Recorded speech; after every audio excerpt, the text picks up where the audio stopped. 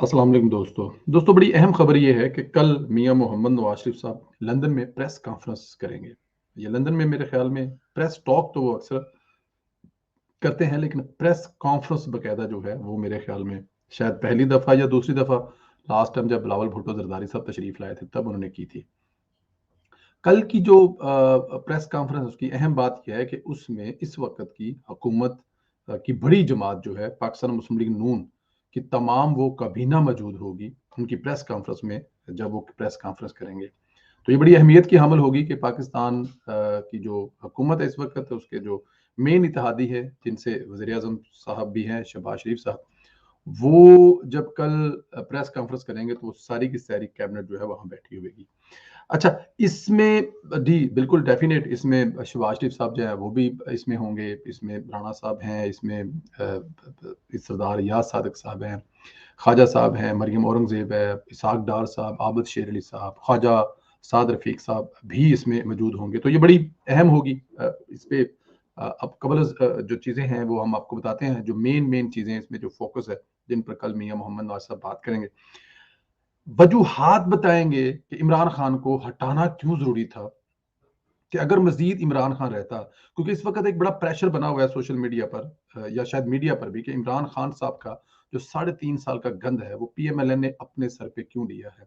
इत्तेहादियों ने, लेकिन क्योंकि इमरान खान की हुकूमत हटाने के बाद वज़ीर-ए-आज़म शहबाज साहब बने और उनका ताल्लुक पाकिस्तान मुस्लिम लीग नून से है, तो प्रेशर ये है कि इमरान खान का साढ़े 3 साल का गंद, इमरान खान ने जो मुल्क को यहाँ पे लाके छोड़ा है, तो पीएमएलएन को ये गंद अपने सर पर उठाने की क्या ज़रूरत थी? क्यों इतना अहम हो गया था? जब इमरान खान साहब अपनी मौत आप मर रहे थे, इमरान खान साहब को अगले इलेक्शन में कोई जिसे कहते हैं कि कोई शायद कैंडिडेट ना मिलता जिसको वो टिकट देते, वो वापस फिर वहीं पे आ जाते कि जो जो लोगों ने इलेक्शन लड़ना है, चाहे वो आज़ाद लड़ें या चाहे किसी पार्टी का टिकट ले लें, तो इस किस्म की पार्टी पाकिस्तान तहरीक-ए-इंसाफ बननी चाह रही थी, कि तहरीक-ए-इंसाफ लोगों को टिकट देना चाहती और लेता कोई ना। ऐसे हालात में पाइपलाइन क्यों दी गई? इमरान खान को दोबारा एक नई ज़िंदगी क्यों दे दी गई? ये बड़ा सोशल मीडिया पर और मीडिया पर भी एक ये बहुत बड़ी बात चल रही है। तो नवाज शरीफ साहब बताएंगे कि हटाने की वजूहात क्या बनी। ये बड़ा अहम पॉइंट है। किस लिए हटाना पड़ा ज़रूरी का और क्यों हटाया गया और कैसे हटाया गया, ये बहुत सारी चीज़ें होंगी जिसको कल मियां मोहम्मद नवाज साहब जो है वो प्रेस कॉन्फ्रेंस में ब्रीफ करेंगे।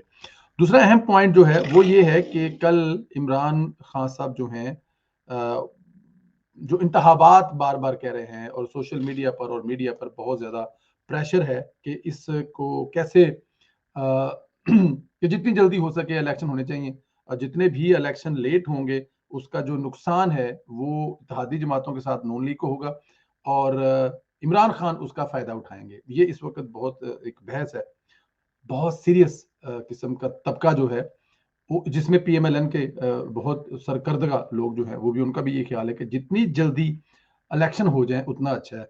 तो कल नवाज शरीफ साहब जो इलेक्शन के मुतल्लक भी बहुत अहम ऐलान करेंगे, ये भी उनकी तरफ से एक एजेंडे पे शामिल होगा कि इलेक्शन कब होंगे, कौन सी ऐसी चीज़ें हैं जो पहले कवर की जाएंगी जिनको मतलब जैसे इंतहाबी इस्लाहात है, आज आसफ अली जरदारी साहब ने भी कहा है कि पहले इंतहाबी इस्लाहात होंगी उसके बाद इलेक्शन होंगे। तो कल नवाज शरीफ साहब इस पे भी बड़ा एक ब्रीफली ब्रीफ करेंगे, बताएंगे कब इलेक्शन होने चाहिए, कब इलेक्शन होंगे। अब मैं ये नहीं समझता कि शायद वो कल कोई तारीख भी डिसाइड कर दें या कल को ऐलान कर दें कि फलां तारीख से हम लोग इंशाल्लाह ताला इलेक्शन में चले जाएंगे। ये एक अभी कबल वक्त कहना होगा, इस पे भी कुछ नहीं कहा जा सकता, लेकिन बहुत जल्द इलेक्शनों का जो प्रेशर है इस पे भी कल नवाज शरीफ साहब जो है वो बात करेंगे। तीसरी जो अहम बात है वो ये है कि नवाज शरीफ साहब तरफ से मुआशी बहरानों से निपटने और तेल की कीमतों के बारे भी हिकमत अमली से आगाह किया जाएगा। मुआशी सूरत हाल इस वक्त पूरी दुनिया में है, इमरान खान साहब भी कहते थे उस वक्त, ऑफ कोर्स बहुत सारी चीजें वजह थी, लेकिन मुआशी सूरत हाल क्या है इस वक्त पूरी दुनिया में और उनके असरात क्या पड़े हैं जो इस वक्त मौजूदा हुकूमत है, इसके बारे में भी बताएंगे कि उनका लाहा अमल है क्या, ये कैसे लेके चलेंगे। अगर 2 महीने और 3 महीने और या 6 महीने और या जितनी भी हुकूमत और चलती है तो ये इसको कैसे लेके चलेगी, ये भी काफी अहम पॉइंट है। तेल की कीमतें जो हैं वो हर चीज से कनेक्टिंग है। तेल की कीमतें जो हैं वो हर चीज को लेके चलती हैं। दो किस्म का तेल होता है, एक तेल होता है जरा थोड़ा सा महंगा होता है, बड़ा फाइन क्वालिटी का होता है, दुनिया में हर जगह पे होता है। वो गाड़ियों में डलता है जो लग्जरी गाड़ी होती है, जो बड़ी गाड़ी होती है, जो महंगी गाड़ी होती है। और एक होता है थोड़ा सा चीप होता है, सस्ता होता है, वो हर गाड़ी में डलता है। हमारा आइडिया ये है, मैं अपनी तरफ से ये कहना चाहता हूं कि उस तेल को महंगा करें, डबल महंगा कर दें। डबल से मुराद है कि 10 रुपए का ना तो 20 रुपए महंगा कर दें। वो जो हाई किस्म का तेल होता है, जो बड़ी बड़ी बड़ी लग्जरी गाड़ियों में पड़ता है, शायद उनको कोई फर्क ना पड़े, लेकिन जो रक्शे में पड़ता है, जो गाड़ी में आम लोगों में पड़ता है, उसको प्राइस सेम रहने दें, -10 ऊपर कर लें, तो ये भी एक हल है। आई डोंट नो हमारी ये आवाज अगर जाती है कि नहीं जाती इक्तदार के आला ऐवानों में, जो बैठ के फैसले करते हैं। बहरहाल कल नवाज शरीफ साहब इस पर भी बात करेंगे, तेल की कीमतों के बारे में क्या है, क्योंकि तेल की कीमतें बढ़ाने से हर चीज जो है वो बढ़ जाती है। ये 2-3 चीजें थी कि इंतहाबी जो इस्लाहात है उनके बाद इलेक्शन करवाया जाएगा, ये आयशल जरदारी का है, लेकिन कल नवाज शरीफ बताएंगे।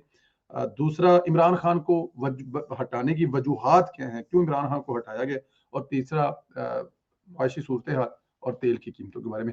ये बड़े अहम पॉइंट हैं जिसके लिए जाहिर है पूरी कैबिनेट को वज़ीर-ए-आज़म समेत बुलाया गया है। ज़्यादा देर रुकेंगे नहीं, वो एक आध दिन के लिए ज़रूर वापस चले जाएंगे, क्योंकि मुल्क के हालात ऐसे नहीं है कि यहाँ पे ज़्यादा देर वज़ीर साहबान और वज़ीर-ए-आज़म साहब जो रुक सकें।